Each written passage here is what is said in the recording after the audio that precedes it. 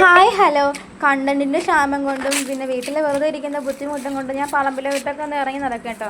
അപ്പോൾ ഇതുവഴി കയറി ചക്കക്കൂട്ടനെ കാണിച്ചു തരാമെന്നാണ് വിചാരിച്ചത്. പക്ഷേ ചക്കക്കൂട്ടനെ കാണിച്ചു തരാൻ പറ്റിയില്ല കേട്ടോ. കാരണം ഇതുവഴി കയറുമ്പോൾ കുറച്ച് ടാസ്ക് ഉണ്ട്. അവിടെ കുറേ ടൈൽസും കാര്യങ്ങളൊക്കെ കിടപ്പുണ്ട്. ഇൻകേസ് അവിടെ വല്ല പാമ്പോ അണലിയൊക്കെ ഇരുന്ന കടി കിട്ടും. അതുകൊണ്ട് ഞാൻ വേറൊരു വഴി പോകാമെന്ന് വിചാരിച്ചു കേട്ടോ. ഇവിടെയും കുറച്ച് ടാസ്ക്കാണ്, കുറച്ച് അത് ചപ്പും ചവറൊക്കെ ഉണ്ട്. ഇവിടെയും കാണും, പാമ്പൊക്കെ കാണും. കാരണം ഓൾമോസ്റ്റ് നമ്മുടെ വീട്ടിൽ എപ്പോഴും വന്ന് അതിഥിയെ പോലെ വരുന്നൊരു ചേരയുണ്ട്. മിക്കവാറും അവരിതുവഴിയൊക്കെ പാസ് ചെയ്ത് പോകുന്ന സ്ഥലങ്ങളായിരിക്കും. പിന്നെ ഞങ്ങളുടെ ചക്കക്കൂട്ടനാണ് കേട്ടോ. അവനെ കൊണ്ടുവന്നിട്ട് ഇപ്പം 3 വർഷമായി. അവന് 3 വയസ്സായി കേട്ടോ. പക്ഷേ ഒരു വർഷത്തിൽ തന്നെ അവൻ മുട്ടിട്ട് തുടങ്ങി. മുട്ടെന്ന് വെച്ചാൽ പ്രസവിച്ച് തുടങ്ങിയായിരുന്നു. പക്ഷെ അന്ന് നമുക്ക് ഇവൻ്റെ കുഞ്ഞിനെ കിട്ടിയില്ല കേട്ടോ. അവൻ്റെ കുഞ്ഞെല്ലാം ചത്തുപോയായിരുന്നു ആ സമയത്ത്. പിന്നെ ഇപ്പം നമുക്ക് നല്ല അടിപൊളി മുട്ടനായിട്ടുള്ള 5-6 കുഞ്ഞുങ്ങളെ കിട്ടിയിട്ടുണ്ട് കേട്ടോ.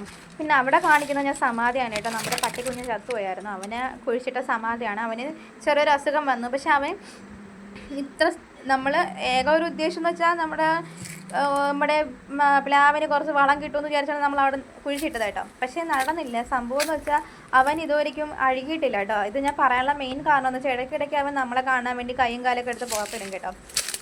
അതെന്ന് വെച്ചാൽ പന്നിയോ പട്ടിയോ വന്ന് വന്നതാണ്. പക്ഷെ ഞങ്ങളത് കണ്ടുകൊണ്ട് നമ്മൾ അപ്പം തന്നെ കുഴിച്ചിടും. പിന്നെ സ്മെല്ലൊന്നും ആയി തുടങ്ങിയിട്ടില്ല. കാരണം എന്ന് വെച്ചാൽ അവനെ കുഴിച്ചിട്ടാലും അവൻ്റെ കൈയും കാലും പുറത്ത് വരുമ്പോഴും സ്മെല്ലൊന്നും ആയിട്ടില്ല കേട്ടോ. അവന് നല്ല രീതിയിലുള്ള ട്രീറ്റ്മെൻറ്റൊക്കെ ചെയ്ത് മരുന്നൊക്കെ കൊടുത്തുകൊണ്ടാണ് അവന് ഇപ്പോഴും അഴുകാതെ കിടക്കുന്നത്. പിന്നെ ഞങ്ങൾ ഇവിടെ നിൽക്കുന്ന മുരിങ്ങക്കോല് കായ്ക്കുമ്പോൾ തന്നെ പരമാവധി ഞങ്ങളത് അകത്താക്കാറാണ് പതിവ്. ഞാൻ പൊതുവേ ഇത് കഴിക്കാറില്ല കേട്ടോ. പക്ഷെ എൻ്റെ ഫാമിലിയിലുള്ളവർക്കൊക്കെ ഭയങ്കര ഇഷ്ടം. ഇപ്പം ഞങ്ങളെ കാണാതെ ഒളിച്ച് 2 പേര് നിൽപ്പുണ്ടായിരുന്നു. അതിലൊരെണ്ണത്തിന് ഞാനിങ്ങ് എടുത്തു. പിന്നെ രണ്ടാമതൊരാൾ അങ്ങ് മണ്ടേ നിൽക്കുക. അവനറിയാം എനിക്ക് അത്രയും പൊക്കമില്ല, ഞാൻ അവനെ പറിക്കത്തില്ല എന്ന്. പക്ഷെ ഞാൻ അവൻ എന്തായാലും പറിക്കും. പക്ഷെ ഇന്ന് ഞാൻ പറിക്കുന്നില്ല കേട്ടോ.